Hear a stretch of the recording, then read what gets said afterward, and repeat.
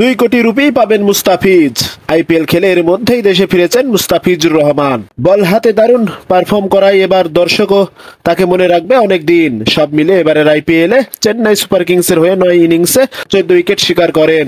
তাতে জাসপ্রীত বুমরাহ ও হর্ষল প্যাটেলের সঙ্গে যৌথভাবে এখন পর্যন্ত সর্বাধিক উইকেট শিকারীর তালিকায় আছেন।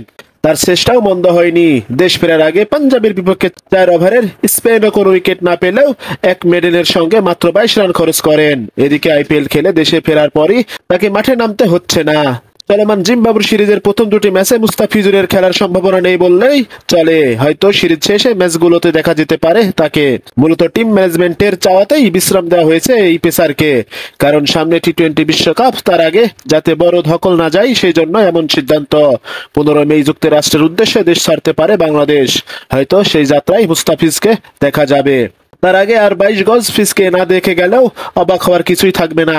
তবে আইপিএলে সব ম্যাচ খেলতে না পারায় মুস্তাফিজ পূর্ণ সম্মানই পাবেন কিনা এ নিয়ে অনেকেই ভাবছেন। তবে যতদূর জানা গেল, চুক্তি অনুযায়ী চেন্নাই ফিসকে পাওয়াই পুরো 2 কোটি রুপি পাবেন তিনি।